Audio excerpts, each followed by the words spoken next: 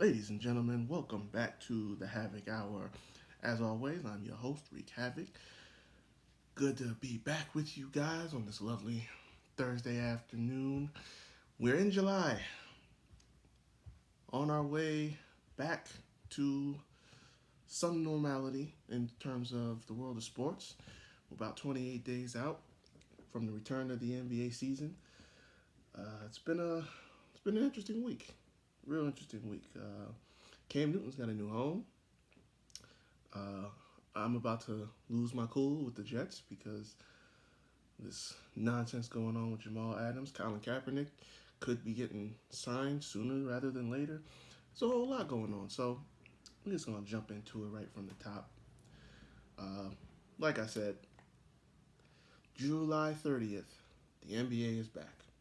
I covered the whole, all the parameters for how this is going to work out, how they're going to restart. Everybody's going to Disney World, and we're going to have a short finish to the regular season. And the playoffs are going to kick off right off the bat. So I covered that in a recent episode, but they're all going to be going to Disney World, and they're going to be in a bubble. The teams that have agreed to the restart structure, they're all going to be headed down to ESPN's Wide World of Sports complex in Disney. And they're going to be getting inside a nice little contained bubble where they're going to have to follow the strict and rigorous CDC guidelines on social distancing and safety so that they may continue to entertain us all and ply their craft on the court to crown an NBA champion for this season. And it's still looking a little up and down the way you look at it right now. Every other day, you got players testing positive for COVID. And some guys aren't down with the plan. They're not going to be going out to Orlando. Damian Lillard is talking about he's not confident that all the players are going to be following the rules. So, the plan is to give us some basketball in about 3 weeks, 3 weeks and change. Um, Commissioner Adam Silver has been very thorough with the plans and everything. He feels good about it, but like I said, there's dissension all over the place. Uh, Ultimately, we're not gonna have fans. It's gonna be a real closed circuit deal, kind of like what UFC and WWE have been doing. But it's fine. It's a good thing. I think this is an opportunity to get more. I don't want to say intimate, but more close with the product. You're gonna hear the players, talking John to each other with some trash talk. The censors are gonna be real high because you know that language that they use on the court is not PG. So it should be interesting. I'm looking forward to it. So steady as she goes, we're gonna get there. I'm looking forward to it. I think the only real scenario for me that I'm concerned about is the Lakers winning the championship. They got to do it for Kobe one time, but we got to finish the season. Got to finish the season. The world has stopped for the last, what's it been now? 3 months, 3.5. You know, we gotta finish this thing out. We gotta crown a champion. JR signed with the Lakers officially. I know that a lot of people are rolling their eyes about that, but they got to do something. They needed to get somebody to step in. As I believe it was Avery Bradley that will not be joining the team down in Disney. So yeah, I had to replace him. I'm hoping it's not going to be Cleveland JR because we don't need no more blunders like Game 1 of the Finals 2 years ago or 3 years ago, I believe. But yeah, they I believe they have a team that can hold it down even with JR in the mix. But obviously the threats are out there: the Clippers, the Bucks. Can't sleep on the Trailblazers and the Mavericks. So I like this format. At the end of the day, I've said this before, but the teams that should be in it are going to be in it. There's going to be an elimination round essentially for the regular season. A few teams that are vying for that eighth seed to get in.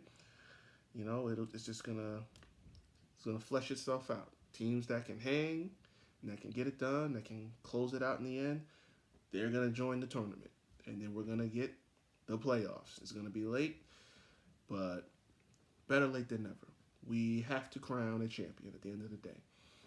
We cannot finish out the season on a 60-game halt. But that's about 3 weeks away now, so we're getting there. Steady as she goes. And I'll have more on this as it comes. But moving right along, let's talk some football. Let's talk some NFL. I'm going to start with something that is very near and dear to me, and it's causing me a lot of grief, a lot of stress, and somebody needs to do something about it. I'm talking, of course, about Jamal Adams and his détente with the New York Jets. It's not looking good. It's not looking good at all. He has formally requested a trade from the team, and my misery continues. Because this was a true fear of mine. This was the biggest fear of mine. A guy that embodied the heart and soul of this defense. A guy that was loyal to the cause. He wanted to be there. He gave his all every Sunday. And they have now worn out his loyalty, it would seem. And there's so many contributing factors to it. The team didn't perform anywhere near up to expectations last season. Injuries and just missed opportunities. They didn't finish the season well. Then the reports that he's not on the same page with Adam Gase. He's not a fan of the coach. I'm with you, Jamal. I'm not a fan of his either. I don't know why he's the head coach. I don't know what dirt he has on somebody, but listen, let me just take a minute to make my plea, okay? Let me just do this real quick. Jamal, if you ever listening, if this ever reaches your ears, hear me, my brother. Hear me well. I understand the frustration. I understand where you're coming from. I realize you are among the elite, one of the top 2 safeties in the league today. You should be paid like it. You should be treated like the superstar that you are. And that being said, if I were the Jets, I would pay top dollar.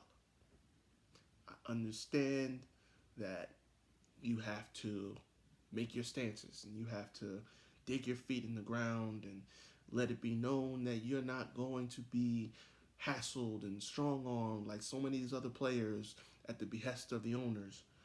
But listen, man. Listen, just listen to me. We, the gang green faithful, have been suffering for so long. I need you. I know you realize it. I know you understand it, but I need to express that deeply. We've been suffering badly, and there are very, very few glimmering lights of hope. But that is what you have been to this team. A true shimmering light of hope. Because you a bad brother. You a rough rider. You get the defense up and in arms and in sync. You got everybody playing 100% balls to the wall. Like you are a leader. Elite. And, for me, like I said, I understand, what your value is to this team. But don't give up on us, man.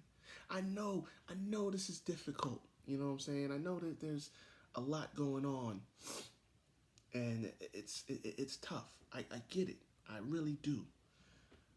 But man, if you go, I don't know how long I can deal with this, man. You know, you've been more than that. You've been recruiting, man. You got Le'Veon Bell to come to the squad. You know what I'm saying? Imagine what it'll be like if we make it to the promised land and you were part of the foundation of it. That's that's what this comes down to, man. So please, please, please, if any somehow, any way this gets to your ears, Jamal, my brother, my main man, listen to me, please. Don't leave us like this, man. Don't leave us like this. That's my one plea. It's my one plea. All right. That's all I got.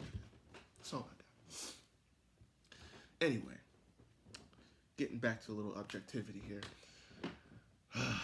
The reality is, teams are lining up to get in position to make the trade. Obviously, Joe Douglas, the general manager, has made it clear that there will be no underselling when it comes to, if, God forbid, if this deal goes down, you'll have to pay top dollar. We're talking draft picks, we're talking elite level talent, if you want to get in the sweepstakes to acquire the services of Jamal Adams. But hopefully this doesn't come to pass. I'm not looking forward to it. I don't want this. I'm hoping this is all just a bad dream, you know. But the reality is he's underpaid, and something's got to give. I'm hoping it's not him, but this is the world of pro sports, guys. This is what it is. You know, they've spent a lot of time and effort in free agency rebuilding the offensive line. Le'Veon Bell's going to have more opportunities. You know, they've drafted a couple guys on defense to try and make, a little more of a difference than last season. It's just, it can all be coming together. Y'all just got to pay the man. Pay the man. No one can deny the contribution that he's made to this team. Treat him like the talent that he is. Secure him. Make him feel like this is where he wants to be for the rest of his career. You know, don't cause this impasse, man. You got him out here talking to fans, out talking about he's trying to get to Dallas. Come on, man. I know the organization has never been, run that great, but for the love of God, for the sake of our sanity, don't do this to us, man. Don't give us another reason to just, drown in misery at this point. Some of us are Knicks fans too, so think about that. Double the misery. Don't need any more. Goodness, man. This is life for us right now. This is life. And on the flip side of that situation, turn to our arch nemesis, the Patriots, Bill Belichick and Bob Kraft. Newsflash, people, they've done it again. They have done it again. Bill has won the offseason for yet another year in the dark of the night when everyone was sleeping. They got us. And how? Because Bill Belichick is the greatest investor in the history of the NFL. What am I talking about? Well, New England Patriots signed Cam Newton in late, I believe it was Tuesday night. Late Tuesday night. They signed him. Whew.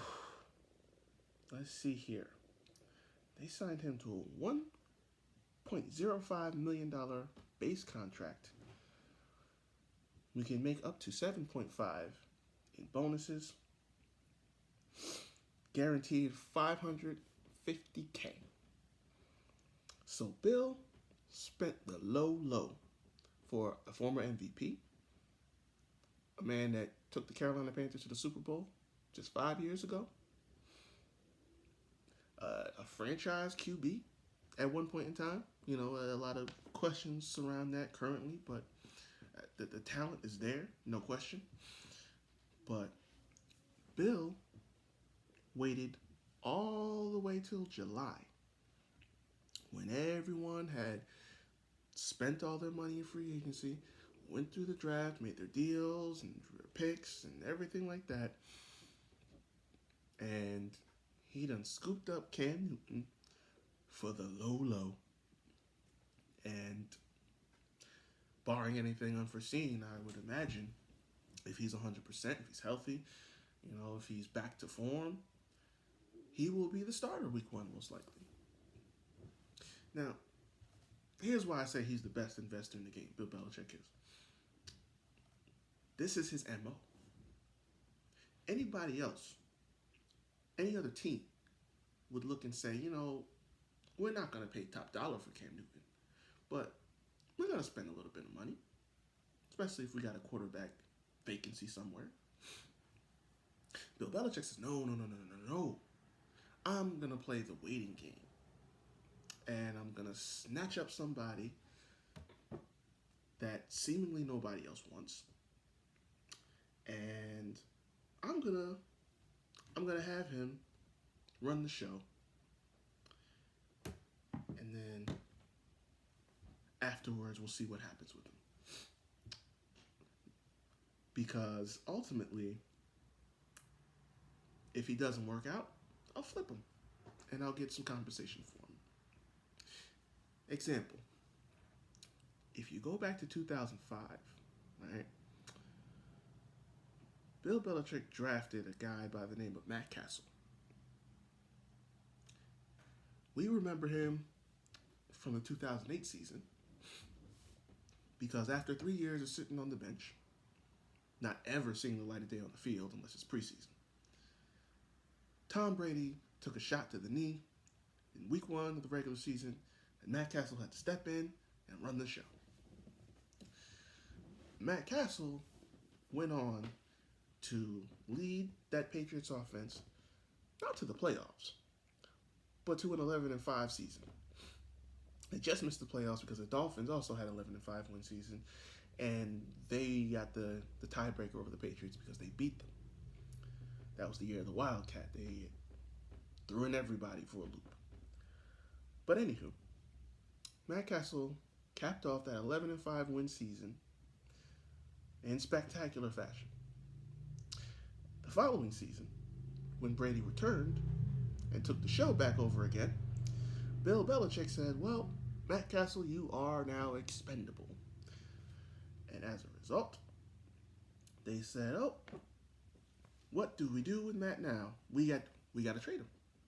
Got to trade him away. And because he did so well during the season, we said, oh, now he's a hot commodity because teams will come looking. And in February of that year, 2009, the Patriots made a deal with Kansas City. They also sent him Mike Vrabel, one of the staples of their defense. But the big fish was Matt Castle because they needed a quarterback, and so they traded him away for the 34th overall pick in the 2009 draft. Do you know who that pick turned out to be? Patrick Chung, a multi-time Super Bowl champion with the Patriots.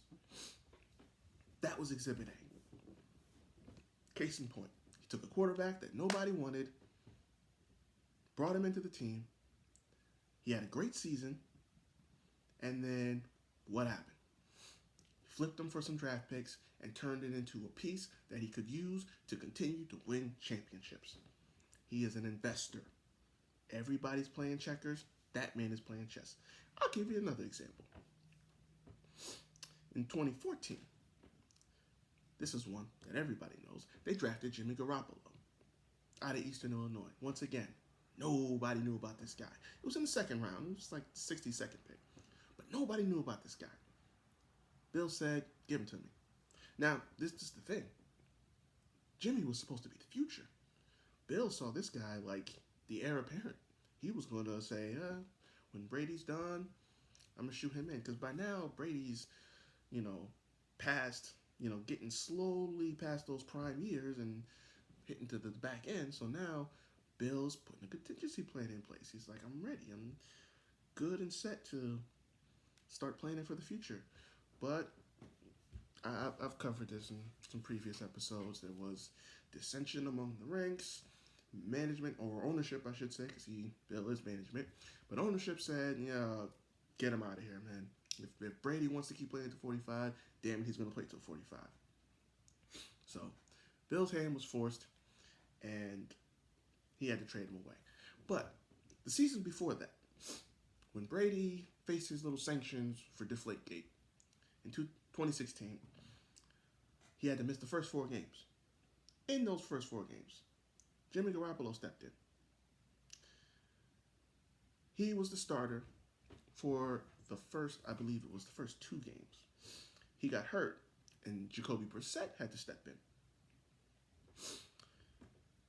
I believe that was the only game they lost.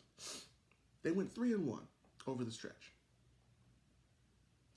That little small sample size, that little bit of it, was enough for teams to say, hey, Jimmy Garoppolo, he's with Bill Belichick, he's sitting behind Tom Brady.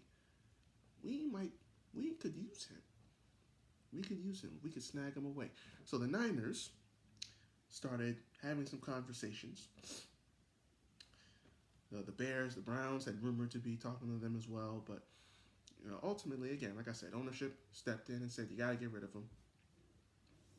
And so Bill got a second-round pick from the Niners in 2017 on Halloween and shipped Jimmy Garoppolo off to the Niners. And what a story that turned out to be.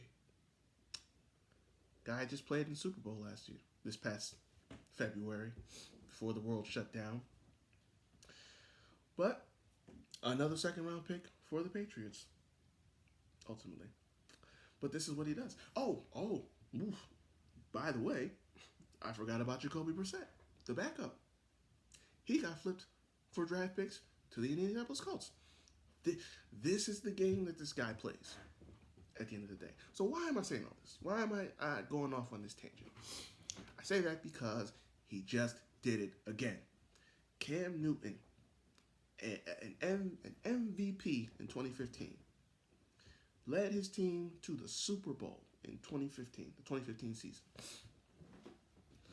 This is a guy that achieved all of this before ever even getting looked at by the Patriots. Now, he's 31. He just got signed by the Patriots, a team that does not have a clear-cut starter, although they seem to have some kind of commitment to Jarrett Stidham. He's in now, and the belief is that he'll be the starter. And I've heard all the opinions, stuff like that. Oh, well, Cam's not the same player he once was, and he's been hurt, and everything like that. I'm telling you right now, mark my words, bookmark this conversation, quote me on it if you have to. Cam, as long as we get football as a regular season, which I don't see any reason why we won't, but, crazy times we're living in.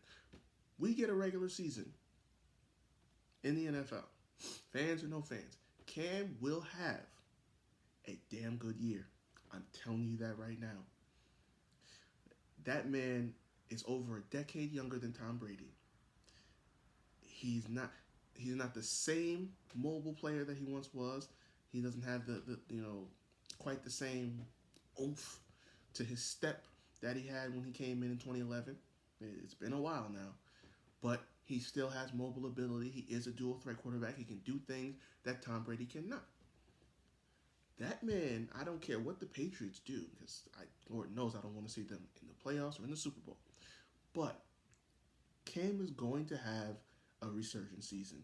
He is going to do very well next season. And because of that, all these teams that passed on him in free agency and during the draft, or after the draft rather, they're going to come up and they're going to say, just like with Castle, just like with Garoppolo, just like with Brissett, they're gonna say, I wonder how tied to Cam Newton Bill Belichick is. Let's throw some draft picks at him, see what happens. And it's all going to happen again. He's going to flip Cam Newton for the low and get whatever he wants out of them. Second round pick, third round pick, whatever. This is what he does. It's chess, not checkers, man. I'm trying to tell y'all. This is how it's going to go down. So, he may not be the long-term solution. I don't think he is, because like I said, they seem to be committed to Jared Stidham for the future. And that's okay. I don't see it. I don't believe in it, but I'm not going to question the greatest coach of the modern era, maybe the greatest coach of all time.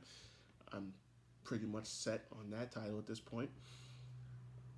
But, yeah, Cam is going to be around for a good time, probably not a long time, because Bill knows how to do business, and this was another business move.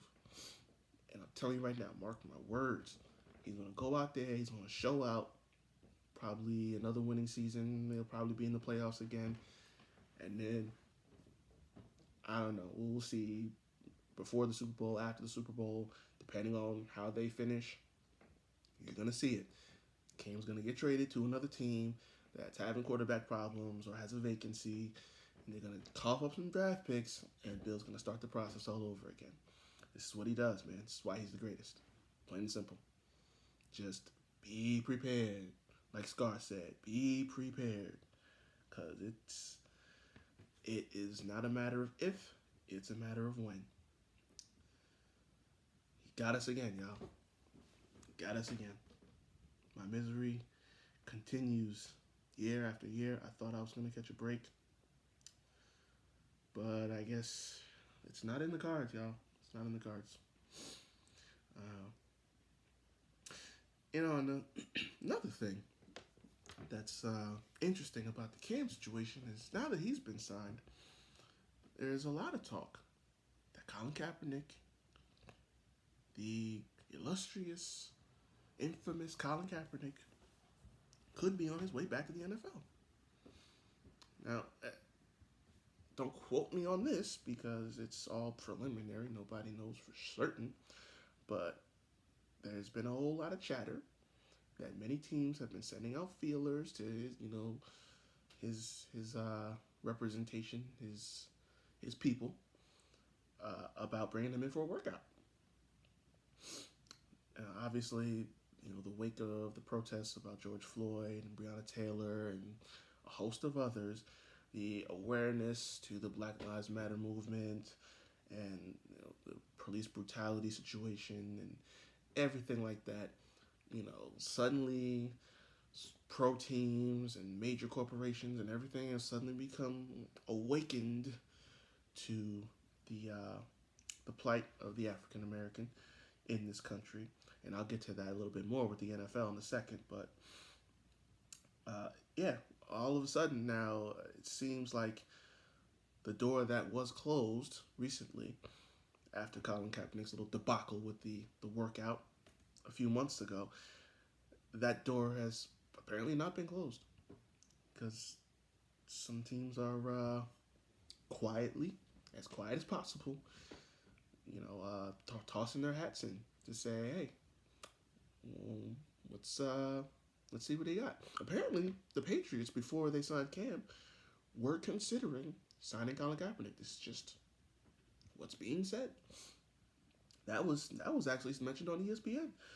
The Patriots did some diligence into Colin Kaepernick. I don't imagine he probably wouldn't have been the starter, but they did some diligence and said, hey, we might just bring Colin in and sign him, see what happens. And what irony that would have been, have Colin Kaepernick on the Patriots. That would have been a hoot. Oh, man. But yeah, the rumor mill is off and going, as always. And so, I do believe that at some point we'll see Colin sign a contract. just because, now everybody all of a sudden is all aboard Black Lives Matter. So, what better way to illustrate their commitment to us than by, restoring someone that we have given praise and hailed as a leader back to his former glory. Colin never should have lost his job. At the end of the day, I'm not here for debates and whatever. The man protested, which is his right as an American. Um, he was he was advised by a member of the military who served this country to, you know, as a form of protesting, take a knee. Yeah, I don't know why people gloss over that and act like it wasn't the case. Man that was in the military told Colin to take a knee. So all y'all that say that he was disrespecting the flag or disrespecting the country, disrespecting the military told him to take a knee. He took a knee, protested, plain and simple. And before it was hijacked by our oh so smart president of the United States, hijacked the issue and what he was protesting, he came out on camera and said it in an interview. He's protesting what is happening. The police brutality, the unjust killings, the wrongdoings in this country. That's what he's protesting. Plain and simple. He never should have lost his job, but the owners are worried about their bottom line, the boys club, and it was their image on the line. So they labeled him as poison. He was blacklisted, blackballed, whatever you want to say. He was ousted. But now, again, like I said, the veil is lifted. Everybody now wants to be in support. So this is going to be one of those dominoes that drops. I don't expect it to be imminent.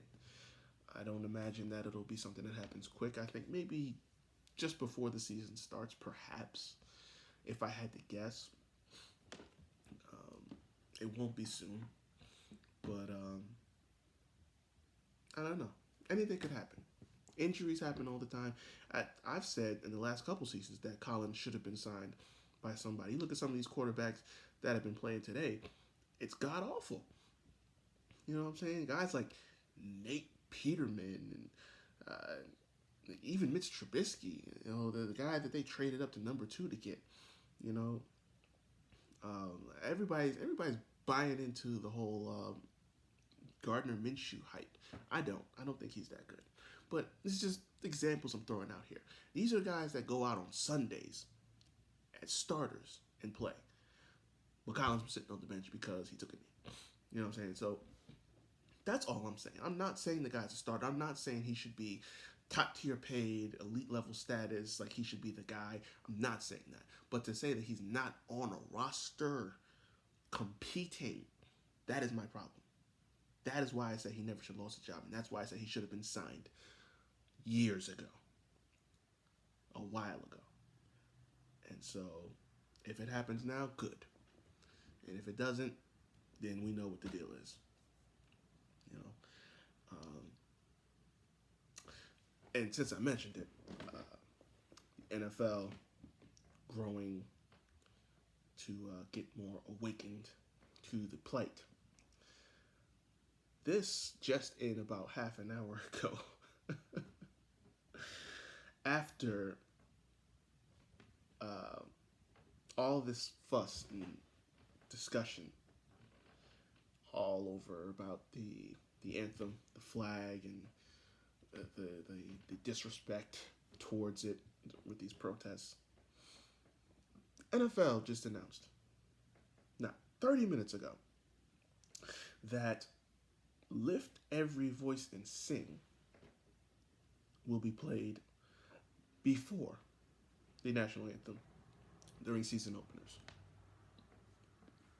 If you don't know, that song is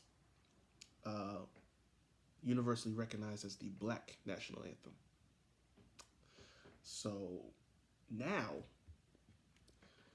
since they have to subject the American public to the national anthem, which to this day I've never understood why we need to be so patriotic before a sports event.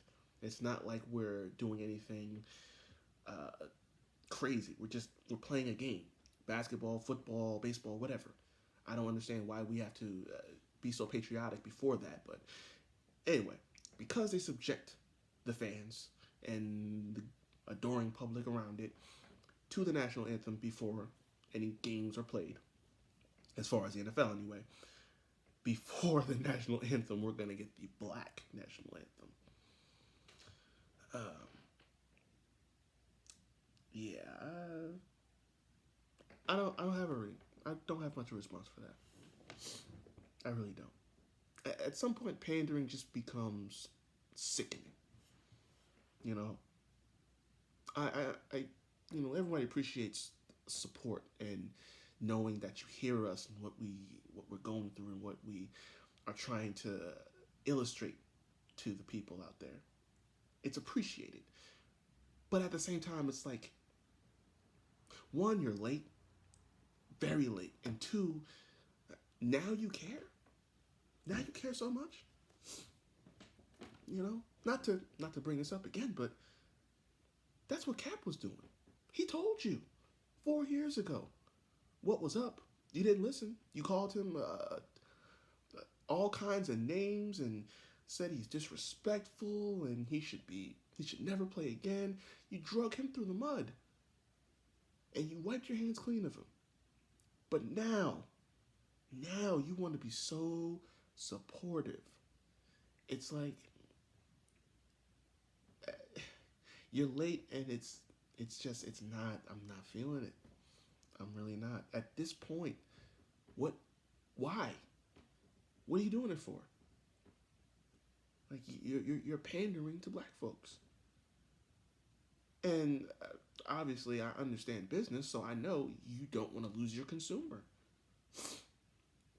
There's a lot of black folks in America, as is evident in the last few months. A lot of us love our football. So, if you're a business man or woman, you really recognize those consumers fuel your product. They keep your money coming in. So you don't want to lose them. Just like when people were plotting to boycott the NFL and not watch football because of Colin Kaepernick, they said, "Oh, get Colin out of here. Get him out. Don't have him playing football again." And they did. And they turned probably their biggest profit just last year as the game went on without him. So that's all this is to me. Just petty pandering to all of us. Yet again. You know, I guess NASCAR kind of set the precedent, with, what's his name, Bubba Wallace? When they banned the Confederate flag and all that stuff, and they lost a lot of fans because of that. That was a rough sledding. Again, appreciate the support always, but I'm just gonna be the one to say it here. I don't know a lot of black people that watch NASCAR. Just saying. Well, I got a cousin that watches NASCAR, but that's like one out of how many million? Come on, let's just be honest. We didn't care that much that NASCAR was being so, I'll use this term, supportive. It's the term I'm using because I wanna be PC. Everybody's sensitive, especially now. So I want to be correct in terms that I use. So yeah, we did not care that much that NASCAR was so supportive. It's great, cool, appreciate it. Bye. That's really where I stand with it. So they kind of set the precedent, and I guess the NFL will not be one-upped, so they're going to go the extra mile. Now, they say it's going to happen during season openers. Let's hope it stays that way because, like I said, I really don't care for the pandering. Y'all can keep that. Y'all had an opportunity. You blew it. It's too little too late as far as I'm concerned. So tell it to somebody else. I really do not. I do not see much value in it. Let everybody else enjoy that. because I do not care. But yeah, we're on track to get to football again. Training facilities have opened up, and teams are getting back to work. They've been doing virtual off-season training, so it's all set to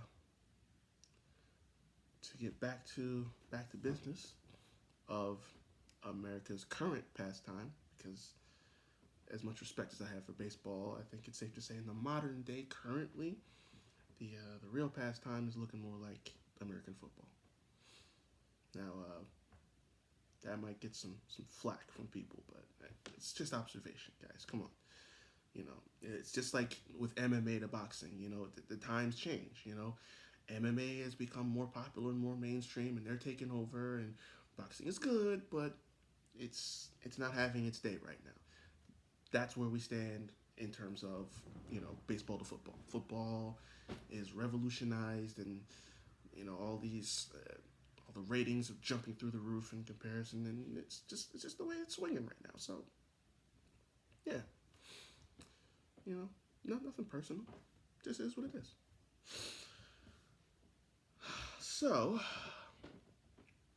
jumping on to a whole other topic, I'm going to close out with this little tidbit that I saw recently.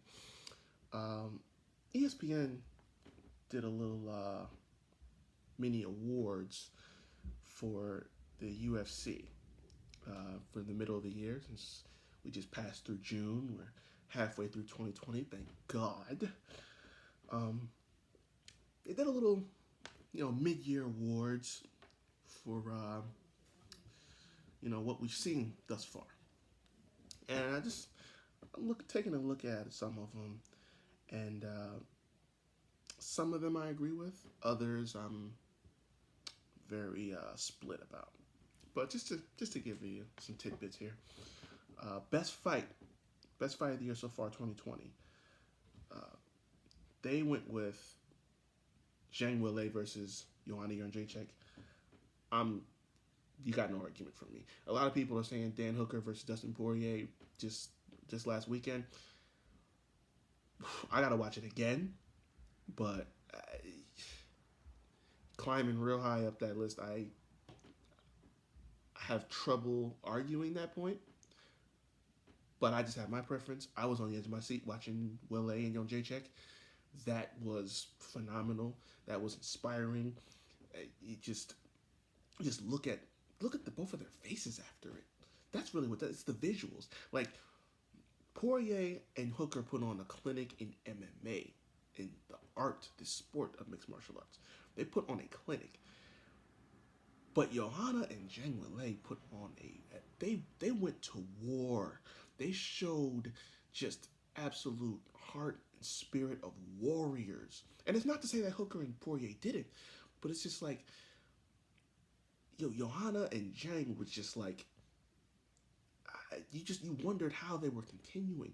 Joanna looked deformed. She looked like she was from another planet when that fight was over, and she was still like on 2 feet, in her right mind, at least for the moment. And Weili is like, I can go another round. She can go another round. They wouldn't stop, and it was just, you're on the edge of your seat, because it's like, they're going at it so hard, and they're so beat up. Every time Hana got a strike landed on her head, I'm like, oh my God, her head's gonna burst. It was so swollen, that hematoma. It was terrifying, So I'm definitely all aboard Weili versus Joanna. I dare say I don't think anything's gonna top that. Dan Hooker and Dustin Poirier is a close second, definitely so far. Year's not over yet, but yeah, definitely it's my number one right now, and I don't see it changing right now. So yeah, that's best fight, best male fighter. They said Gilbert Burns and Justin Gaethje. Now Gilbert Burns is challenging Kamaru Usman for the welterweight strap in 9 days, actually, over in Abu Dhabi. Fight Island is official. It's up. It's running, and we're about to get 3 events straight out there. I was hoping to go out there myself and had some little connects trying to work out, but didn't work out, unfortunately. But it is what it is. I'll have to watch from TV like everybody else, but it's cool. It's cool. I've never been to Abu Dhabi, but whatever, UFC, y'all be like that. Anyway, next 3 events. One of them will be Gilbert Burns taking on Kamaru Usman for the 170-pound belt. He's had a crazy year. Yeah, let's just call it what it is. I mean, the guy went on and took out Damian Maia, who is a jiu-jitsu master. And I mean, he went out there in 2.5 minutes, put him down. Then he went on and just annihilated Tyron Woodley, the former welterweight champion of the world. It's only been 6 months in 2020, and he's done all these things already. And he's 33. So that's hard to debate. And then, of course, you had Justin Gaethje, Homer Simpson, the guy that I have to, well, I've already apologized profusely, but I got to put some respect on his name. I mean, this guy, he's only had 1 fight in 2020. So that's why I kind of lean more towards Burns than I do Gaethje, because Burns just did a turnaround and said, let me fight again. And he took on one of the top contenders in the division. But Gaethje did the near impossible. He outstruck Tony Ferguson and outstruck him hard. Like, there were shots that he landed on Tony that would have put any normal man in the coffin. And he just kept throwing him for 5 rounds. I knew Justin Gaethje could hit hard. I just didn't think he could keep that pace and keep striking hard with Tony Ferguson for 5 rounds straight. And he did it. So he's on another level. He's also going to be challenging for a belt. He's going on to take on Khabib Nurmagomedov. We do not have an official date yet, I don't believe. I think they said September. But yeah, he has a date with the Eagle, with the top of the division, the cream of the crop, the undefeated, undisputed lightweight champion of the world, Khabib Nurmagomedov, and they're gonna get it on, man. And I'm really looking forward to it now. If you would have told me 6 months ago this would be the case, I might have laughed at you. Because again, I respect his game, Justin Gaethje, but I did not think he could do it against a level of fighter like Tony Ferguson. Like I said, I've eaten my crow. I've apologized. He is Homer Simpson no more. I mean, I say it because the name kind of sticks, but there will be no more slander from me and no more sleeping, because this guy is the truth. But if we're talking fighter of the year, I'm definitely leaning towards Gilbert Burns. Special consideration to Gaethje, definitely, but Gilbert's got it for me. Best female fighter, they said Zhang Weili. Listen, I'm hard pressed to argue with that statement. She, like I said, they had fight of the year, in my view, and it's really not that close to me. Like I said, it's Dustin Poirier and Dan Hooker's close second, but everybody else kind of falls by the wayside. I do not have much of an argument there, but at the end of the day, guys, the only reason I'm not going to agree with this is because Amanda, the Lioness Nunes, is the greatest women's fighter walking the planet Earth today. And she proved it last month, I believe, or about 2 months ago, when she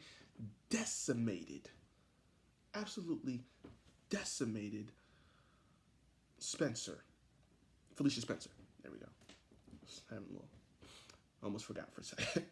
Yeah, decimated Felicia Spencer, a woman who has gone 5 rounds with Chris Cyborg. Didn't win that fight, but one of the toughest women on earth, has fought in some real monsters in women's MMA.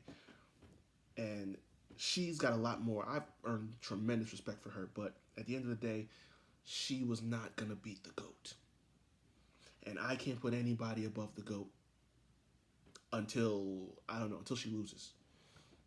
You know, they both have one fight so far, in the year, and obviously, like I said, I favor one over the other. But man, how can you pick over that woman? How can you?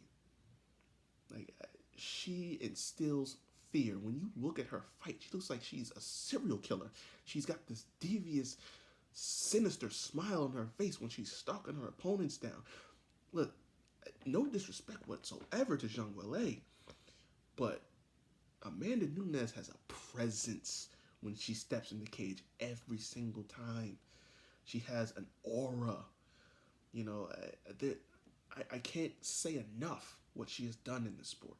So, I mean, I can't pick anybody over that. You know, this was this column was by Brett Okamoto that picked Young Willay. I met Brett. He's a really cool guy. But my man, I gotta disagree with you on this one. I'm going with Amanda, without a doubt. You know, I can't pick anybody over her for any best category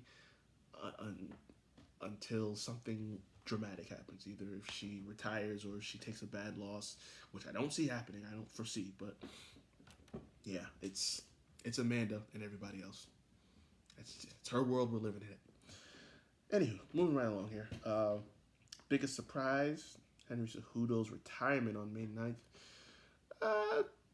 Yeah, I think I'd say the same thing. It was really out of nowhere for those who didn't know. Um, Honestly, it's kind of just like what happened. I mean, well, to people who know, you kind of have an idea what happened. It's it's always a money game. I talked about this on another previous episode. How Connor kind of broke the mold and everything in terms of the money game with fighters and their promotions and everything like that. These guys are knowing their worth, and at the end of the day, Henry Cejudo's still in the prime of his career, and so to see him retire just on the spot after defending, that was a shock. It definitely was. And I think it's safe to say, unless something major changes, then it's probably going to stay that way. If you listen to the post-fight press conference when he was speaking, he said, Dana knows the number, if he wants me back. So that in itself tells you that this is a money game. So, there's plenty of fights to make for him if he ever were step back into the cage. But, it's a monopoly out here. So don't expect a whole lot. But, yeah, I would agree. That was easily the most shocking moment of the year in the world of MMA. And now, next up, this is my favorite category, best finish. So they've got Cody Garbrandt knocking out Rafael Assunção. And you know what? I've debated this, but I think I got to agree. And simply because of the fact, I think the only thing that was stopping me was, the likes of Ngannou knocking out Rosenstruik the way he did. That was scary. And, my guy, I got a soft spot for my guy, Sugar Sean. His knockout was on that same card. That was the night of the bantamweight showcase. Him, Aljamain, and Cody all putting on some spectacular performances. But yeah, I'm not gonna debate on this one. Cody's my guy. I got nothing but love for him. I'm a huge fan, and I'm so happy to see him back on top of his game. That knockout was phenomenal, and all the factors of it. I mean, just that quick feint, bringing that right hand and just knocked him cold. I mean, the dude dropped to the floor. He couldn't even sit on the stool afterwards. His equilibrium was gone, and it was at the buzzer. Like, if Hassan Sal had gotten back up, they may have said, "Oh, you know what? If he's good to go, we'll survive to the next round." Yo, dude was cold. He couldn't get up, man. That was the definition of a buzzer beater. You know what I'm saying? And if you don't know what I'm talking about, please go watch that knockout. If you're not a fan of MMA, you might be after watching that. So uh, definitely, I'm giving it to Cody on this one. That was beautiful, you know. And next topic, hottest prospect, or last topic rather, the hottest prospect. They said Sean O'Malley. Who am I to argue? That's my guy, bro. That is my guy. I love watching this guy fight. Absolutely, he is, you know, one of one of the best the bantamweight division has to offer right now. I put him amongst one of the killers at the end of the day. I want to see him get some better competition. That's all I will say about it. You know, we can hype up his potential and what he could be all day long, but until he fights somebody, you know, of note, you know, that's really up at the top, then it's all just speculation. You know what I'm saying? We've only seen but so much. This guy has a lot of dimensions to his game. We've only seen so much because he keeps knocking everybody out. You know what I'm saying? So, you know, I want to see him fight somebody. You know, his next fight, give him somebody in the top 15. Why not? You know, just somebody so that we can say, you know what, it's credible. It's not a fluke. It's not just, you know, bad pickings, you know, just giving him scraps and he's knocking them out. No, no, no. This guy's legit. Give him somebody that we can bring to the argument and say, hey, he put this one in the ground, no problem too. So what's the debate here? He's for real. You know, but yeah, I definitely agree, without a doubt. You know, and like I said, coming up later this month, in just about a week and a half, we're gonna get some UFC action over in Abu Dhabi. I'm gonna be coming back with the results from that because UFC 251 will be blowing the doors off, without a doubt. So you got three title fights on there. You know what I'm saying? Volkanovski and Holloway are gonna run it back for the featherweight championship. Um, Kamaru and Gilbert Burns as well, like I said. And we have another. I gotta double check. We've got three title fights on a stacked card. There's going to be a few other events going down, all on Fight Island. They've got it up and ready to go. It's gonna be a fun little ride here. So, you know, I will be bringing the results and giving my predictions. Oh yes, the bantamweight championship. Peter Yan and Jose Aldo. I don't believe that should be the matchup. I think someone else, someone else of the Jamaican descent should be in that title fight, but that's just me and plenty of other people. But yeah, that's going down later this month. So I'll have some coverage on that, as well as everything else here. But that's gonna do it for the show today. I'm wrapping this up. Uh, Everybody enjoy your 4th of July, and you know, stay safe, stay woke. Uh, enjoy life, man. Stop stressing out here. But yeah, shouts out to all my people out there, my woke people, my podcast people, my family people, everybody that supports. I love you, appreciate you, and yeah, keep it with me. I need to get a little more content rocking out here. Although I'm pulling double duty. You know, I got my other show, you know, the Young Kings Wrestling Podcast, the best wrestling podcast on the market right now. You need to go check it out if you haven't. My guy TC and Malik every week. I just shot with them last night. Did some very good content. Go check it out if you haven't already. At Young Kings Wrestling. So yeah, that's been it. I've been your host, Wreak Havoc. I'm signing off. I'll see y'all next week. Peace and love.